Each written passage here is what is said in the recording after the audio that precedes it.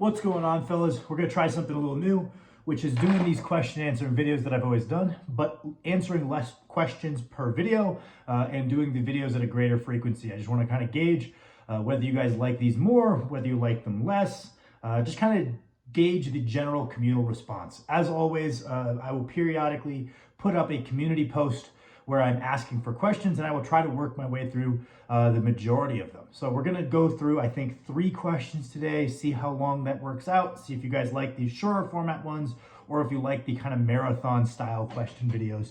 And I will tailor my future actions accordingly. So the first question is thoughts on doing singles year round, say 85 to 90%.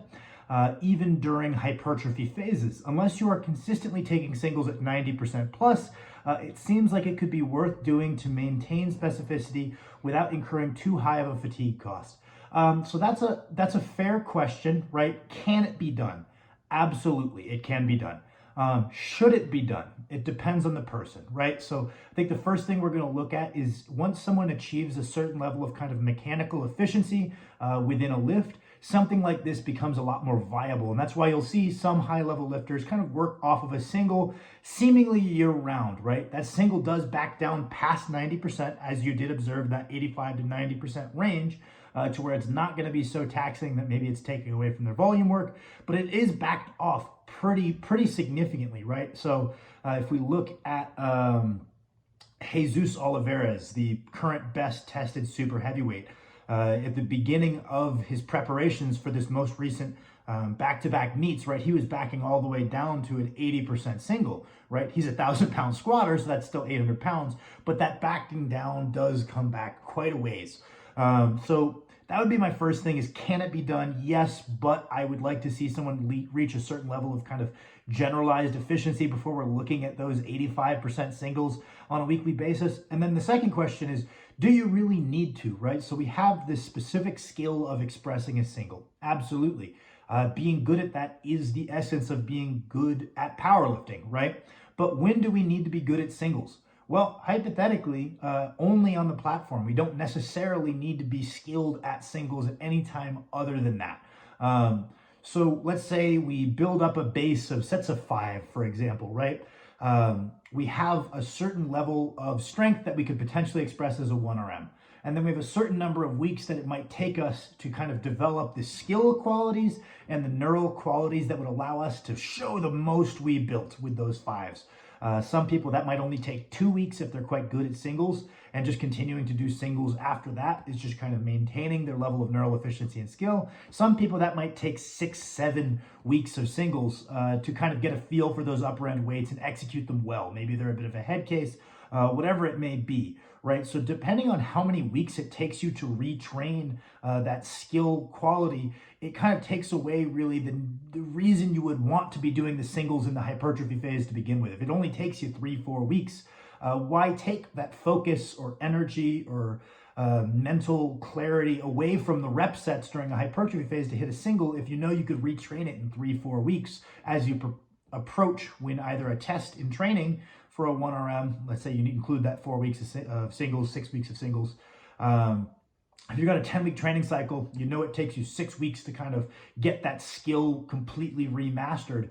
There's no reason to necessarily include that single in the first 4 weeks. That being said, there are some very good coaches that will include singles a little bit more periodically than I will, but I work off of this model of, hey, we need to be good at a single at a specific time, not necessarily good at a singles year round. We're trying to build other qualities, maybe further away from a meet. We need to know how long it takes us to prepare to express that, and then we program accordingly. That would be my thoughts. I'm generally, for most people, not a fan of it, though I have coached a few people for whom it was worthwhile just because it was such a pain in the ass to retrain their ability in singles. We just never got away from it. We just found, okay, well, what's the furthest we can back away on those singles and keep that skill? And maybe it's that 85% range, just depends on the person, but that'd be my thoughts.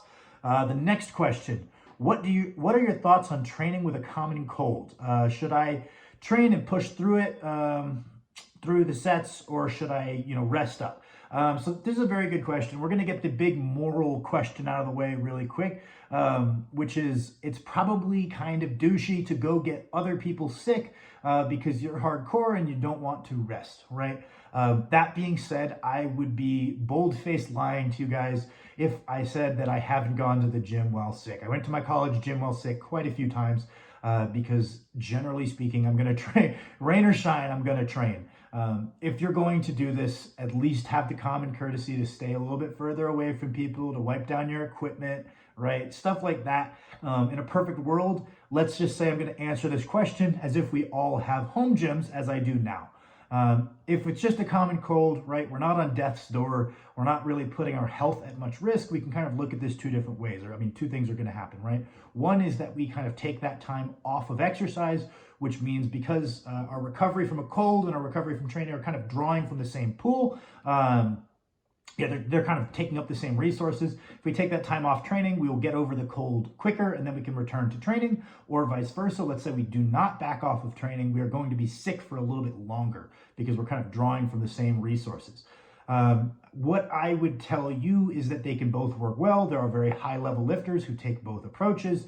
I would tell you that my personal philosophies kind of center around training my body in some capacity every day, and even when it's counterproductive, to be honest, right? Because just as much as exercising every day is a central philosophy of mine for getting stronger physically, it is also kind of a mental thing. It's kind of my mental hurdle that no matter how injured I am, no matter how sick I am, no matter whatever, how depressed I am, whatever it is, I can make myself get up and I can train hard. And that is something that I can always make myself do. And this is something that I take a tremendous amount of pride in, right? And it's silly, right? This isn't me being raw hardcore. It's just something that I personally do. So if I'm sick, I'm going to go in and train, and I'm going to push pretty hard on my primary sets. I'm going to take extra care to hydrate well, try to mitigate any potentially increased injury risk, make sure I'm getting a lot of sleep to help improve the recovery, because again, we're kind of drawing two things from the same pool, which we do have to be careful about. So we're going to be extra careful to hydrate, extra good with our nutrition,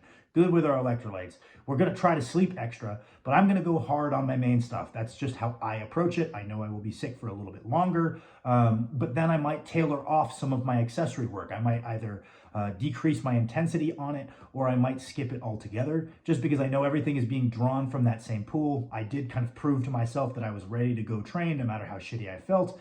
But I know that I want to get back to feeling good as quick as I can, and everything's being drawn from the same pool. So we're going to kind of take a two-pronged approach of we're going to make that pool as big as we can. We're going to eat as much good quality nutrition as we can. We're going to hydrate well. We're going to get our electrolytes. We're going to sleep a lot. So that pool is as big as we can get it. And then we're going to try to limit how much we're drawing from it. The cold is drawing a certain amount.